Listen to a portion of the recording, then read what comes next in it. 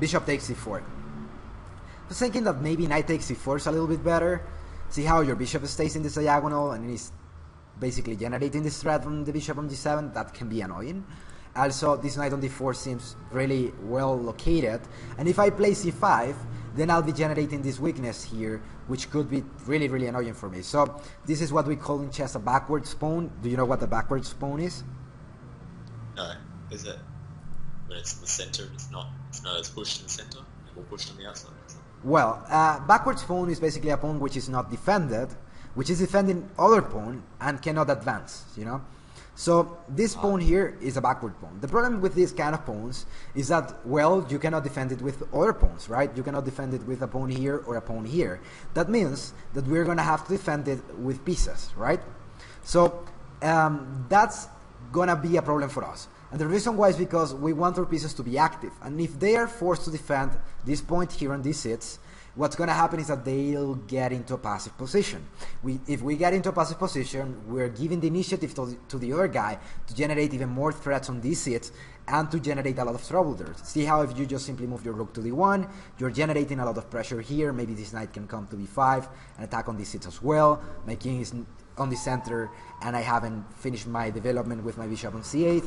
So see how c5 in this position, which is a move that I see a lot in these kind of games of people around 1400s, 1500s, is that they generate a weakness here on these hits, and that's something that can be really dangerous. Also, it can be exploited. So if you're the white pieces here and you see that the other guy is generating a backwards pawns and you want to take advantage of that, generally what you try to do is to stop it from advancing. Like for example here, you want to have as many pieces defending the square d5, because if the pawn advances, chances are that you are going to get rid of the pawn, you know, and if you get rid of the debility, then you do not have anything to attack.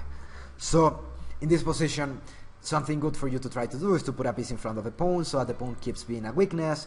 Also, you want to try to stop it, and once you neutralize the pawn, once you stop the mobility of this pawn, you can try to go for the weakness itself and generate pressure on these sits with moves like bishop f4, rook d1, knight b5, maybe even bishop c4 in the future, which is defending the square d5 and also generating pressure with the rook and the queen.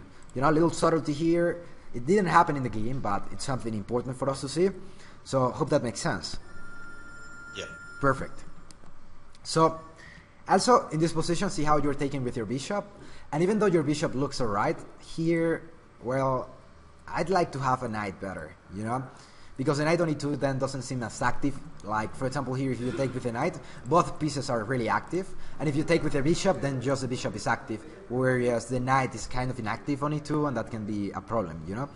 It's not to say that bishop takes e4 is a problem, or it's a mistake, or anything. I just would prefer to play knight takes e4. Does that make sense? Yeah. So, knight e5, knight d5. I like knight d5 in this position because you're basically bringing this knight towards the center. Also, you might even play knight c3, which could be a really interesting maneuver as well, and that could be something that you can try to take advantage of. And in this position, for example, maybe even c4 could happen, and this is typical of Maroxis or some other positions which are really interesting. So what you're doing here is basically you're trying to put a piece on d5, which could be tremendously strong, and that can be really annoying. So, as I am the guy here with the black pieces, what do you think the black pieces have to do in this position? Probably clear out my center, and just go for trades just to clear out that, because I've just got a lot of my pieces in the center. I feel like yours are more to the outside. Alright, but let's evaluate what's happening here, and let's think a little bit about what's going on with our king, with our queens, with our bishops, with our knights, with our development, right? So tell me what's going on with the position of the black pieces here in those terms, you know? You haven't castled yet, which is pretty good. You've left your bishop your white squared bishop hasn't moved, but it's still doing quite a lot of. It's still got quite a few that Yeah. P lines that it can go through. I don't know. This bishop's not doing much. It's got it's protecting that. That's about it really, and holding that, but that's not really much anymore. Now that I've moved this one over.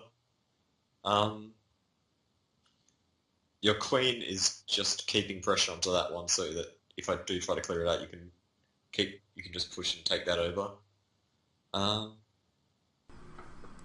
How about the pawn structure?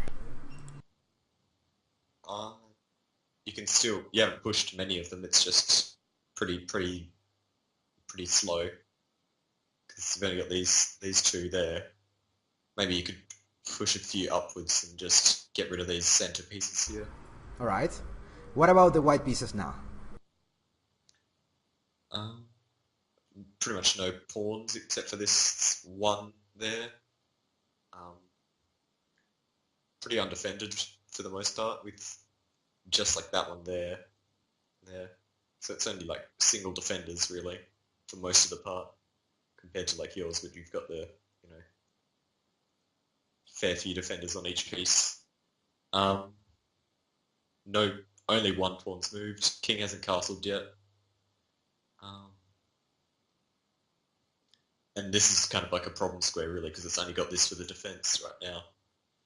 So what Probably. do the black pieces have to do in this position, and what do the white pieces have to do now? Considering the fact, or considering all the things that we have said about the position. Well, I need more defenders on the white bishops, because they don't have anywhere near as many, don't have as much defense as they should, because you can just take out some of them. Black should be just trying to get this guy out, because then that allows for the extra defense on that guy, while also clearing out some of the main line to the king kind of thing, by getting rid of this center pawn that I have. Alright, what in terms of the fundamentals, right? Like, what do we have to do here in terms of the fundamentals of chess? Like, in terms of the opening to get stuff out? Probably push that bishop there to get just the last one out, and put more pressure on this to get rid of that knight, and also have these two main lines here from this bishop. Also castling on both sides somewhere, just to get those rooks connected. Perfect. So here's the thing, right? Now that we have seen that, also some other thing that we have to do in terms of the fundamentals is that generally when you're down in space and when you're down in development, what do you want to do? To trade. How come?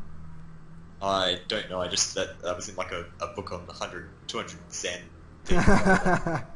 Alright, the reason why you want to trade is because you want to decrease the pressure, you know, and you want to get rid of as many attackers as possible. And that's something that can happen in this position, for example. See how I'm the black pieces, and I am a little bit down in terms of development. Also, you have moves like f4 coming, which could be tremendously annoying. So, as I do not have a lot of space either, because you actually have a lot of pieces here which are kind of annoying, I have to try to figure out a way to decrease the pressure and to try to get rid of your pieces here so that my position gets a little bit more stable and I'm getting rid of your chances of generating an attack, you know?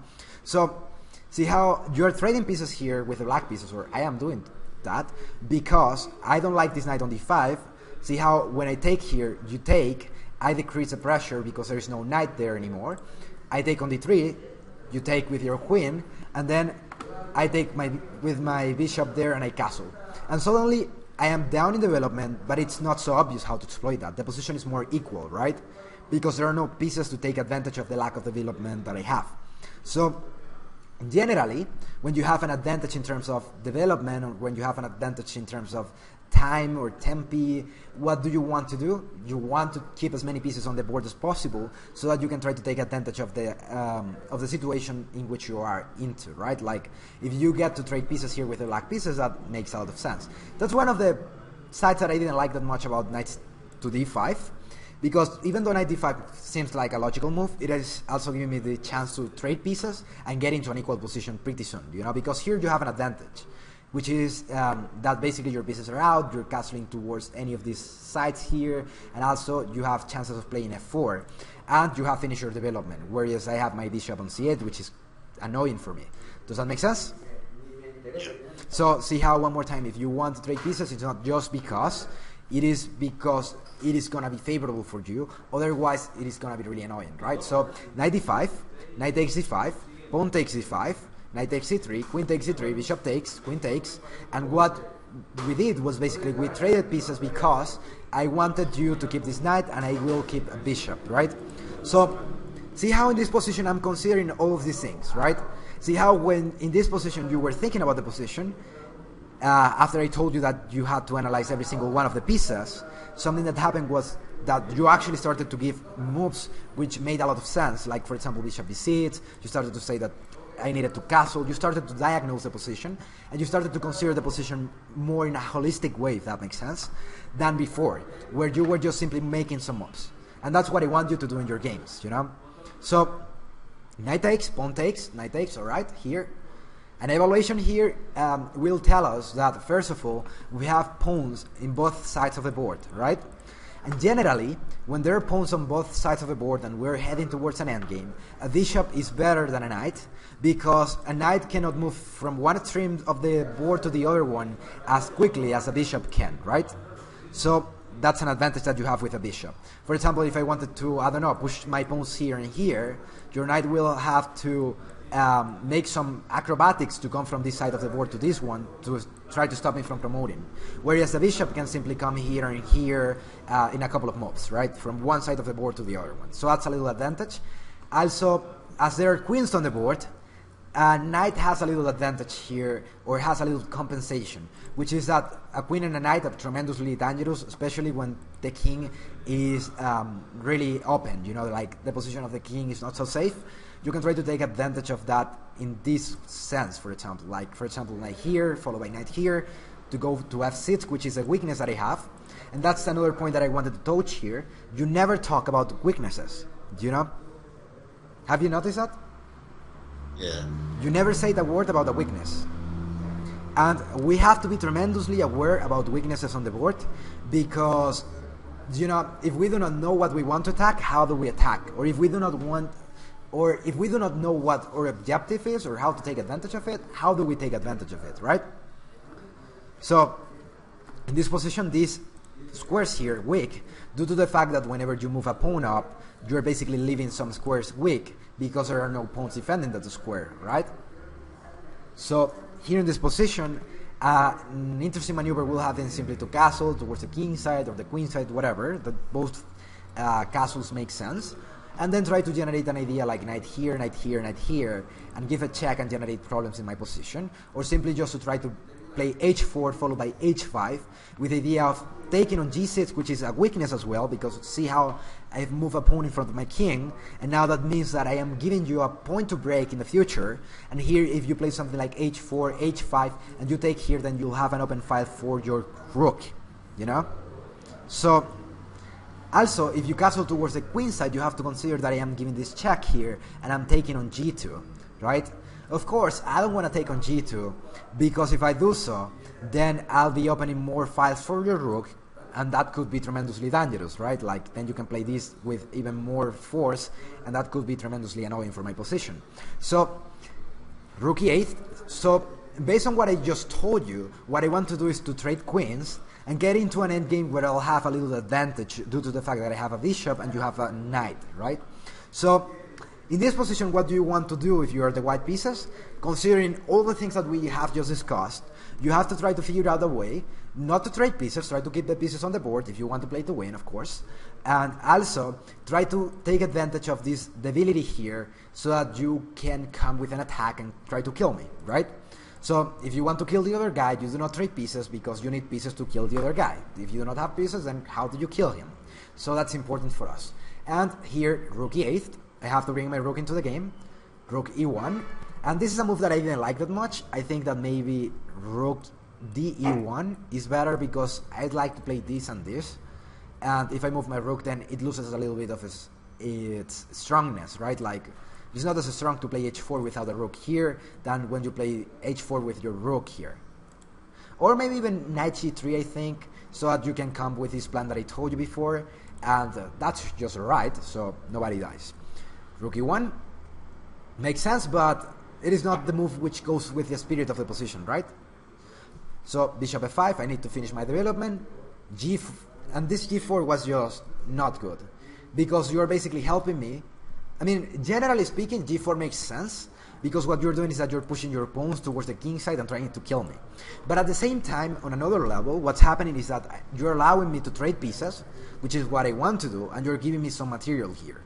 So if I get to trade pieces and I have some material, and also I have a bishop against a knight in an endgame where there are pawns in both sides of the board, what's happening is that I'll have the advantage with the black pieces, right? And maybe you weren't considering this, and I do believe that it is because you were playing really fast, you know? See how many subtleties you're skipping due to the fact that you're not thinking enough, right? You have 4 minutes 43 seconds, and there is no way you're gonna think about all of these things in that time, right? It even took me a little bit of time to figure out how to proceed here. See how I was using a little bit more of time than you, and I was making some notes as well, so that's important for us here.